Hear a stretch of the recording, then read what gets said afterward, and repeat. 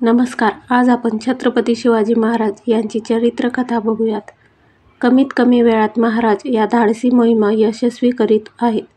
त्या कोणाच्या भरवशावर? हेरांच्या भरवशावर.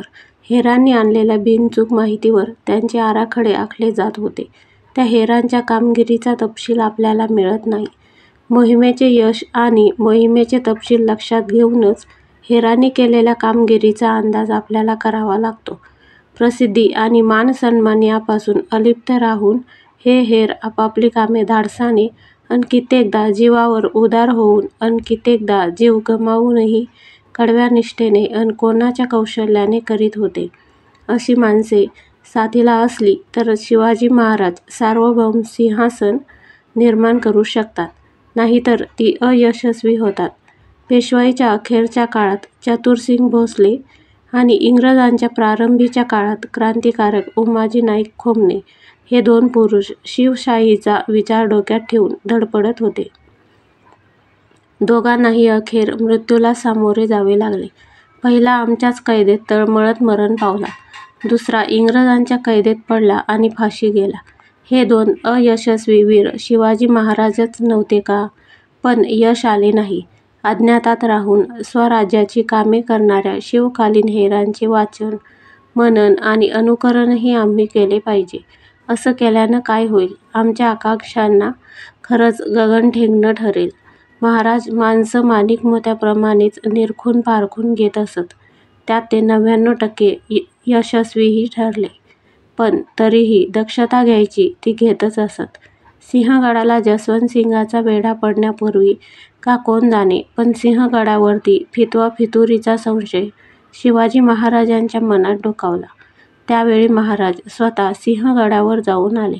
त्यांच्या पद्धतीनं त्यांनी गडाची तब्येत तपासली आणि त्यांच्या लक्षात आलं की गडाची तब्येत एकदम खणखणीत आहे. नंतर गडाची ही निरोगी तब्येत प्रत्ययासही आली. एप्रिल प्रारंभ ते 28 मे 64 पर्यंत मोगली राजपूत सरदार जसवंतसिंग राठोड सिंहगड घेण्यासाठी गडाला 13 महिने धडका देत होता. गड अभेद्यच राहिला, झेंडा फडकतच राहिला. सिंहांना मात्र टेंगळे आले. स्वराज्याचा हा बिकट डाव खेळत असताना प्रामाणिक, निष्ठावंत आणि कष्टाळू अशा प्रजेने आणि सेनेने महाराजांना जी साथ केली त्याला तोड नाही. प्रजेनंही साथ दिली याला पुरावा काय?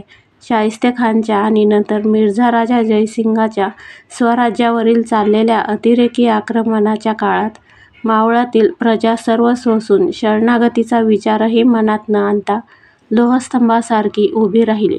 प्रजा अशी उभी राहिली. महाराज शत्रूला विचार करायलाही अवधी देत नव्हते. शाहिस्तेखानावरील छाप्यानंतर पावसाळा सुरू झाला, संपला. या काळात महाराजांचे हेर बहिर्जी नाईक, त्यांच्याबरोबर बहुधा वल्लभदास अन सुंदरजी परभुजी गुप्त रूपानं सुरतेच्या टेहाळणीस महाराजांनी रवानाही केले. या मराठी हेरांनी सुरत चांगलेच हेरून काढली. कोण कोण लक्षाधीश आणि कोण कोण कोट्याधीश आहेत हे तर टिपून पाहिलेच, पण सुरतेची लष्करी आणि आरमारी परिस्थिती त्यांनी बरोबर न्याहाळली. सुरत सुस्त होती. सुभेदार होता इनायत खान. पैसे खाण्यात पटाईत. पैसे खाण्याची त्याची पद्धत आज आपल्याला नवीन वाटणार नाही. बादशहाच्या हुकुमाप्रमाणे सैन्याची संरक्षक संख्या तो कागदपत्रावर दाखवीत होता, पण प्रत्यक्षात फक्त 1,000 सैन्य त्याच्यापाशी होते. बाकीच्या सैन्याचा सर्व तणका खानाच्या पोटात गुडूप होता. आता ही गोष्ट बहिर्जींसारख्या कोल्ह्याच्या नजरेतून सुटेल काय? मराठ्यांच्या हितासाठी अशी चतुराई करून इनायत खान साहेब मराठी स्वराज्याचीच केवढी सेवा करीत होते, नाही? शिवाजी महाराज आपल्यापासून काहीशे फरसूक 8 मैल म्हणजे 1 फरसूक लांब आहे. तो इकडं कशाला येईल? आपण अगदी निर्धास्तपणे पैसे खात खात बादशहाचं राज्य सांभाळीत बसायला हरकत नाही, असा अतिव्यवहार्य विचार करून खान सुभेदारीच्या लोडाला टेकलेला होता. सुरतेतील एकूण संपत्तीचा आणि शांत स्थितीचा तपशीलवार अभ्यास करून मराठी हेर राजगडाला परतलेही होते. आता महाराज सुरतेच्या स्वारीवर सुखरूप कसं जायचं अन डबोलं घेऊन सुखरूप कसं यायचं याचाही तपशील ठरवीत होते. त्रास न होता हे साधायचं होतं. वाटेत कुठे कुठे अडचणी आणि शत्रूंचा अडसर येऊ शकेल, शक्यतोवर असाच मार्ग ठरविणे आवश्यक होते. शांततेच्या मार्गाने सर्व काही साध्य करायचे अशी नाही तर आमची भारतीय परंपरा आहेच.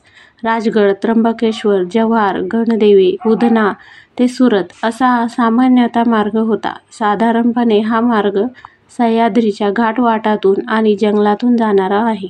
सुमारे 5,000 घोडेस्वार आणि संपत्ती लादून घेऊन येण्याकरता सुमारे 5,000 घोडे महाराजांचे बरोबर निघाले.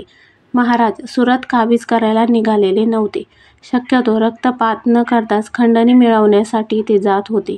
वाटेत जव्हारचा राजा आडवा येतो की काय अशी नक्कीच धास्ती होती. त्याशिवाय लष्करी धास्ती शेवटपर्यंत कुठेच नव्हती. महाराजांनी जी पुढची दक्षता घेतली होती ती विचार करण्यासारखी आहे. सुरत तापी नदीच्या खाडीवर आहे. सुरतेच्या उत्तरेस, ईशान्येस आणि पूर्वेस महाराजांनी आपल्या सैन्याच्या लहान लहान तुकड्या सुरतेपासून काही किलोमीटर अंतरावरती ठेवलेल्या स्पष्ट दिसतात. या स्वारांना छबिनाचे म्हणजेच गस्तीचे स्वार म्हणतात.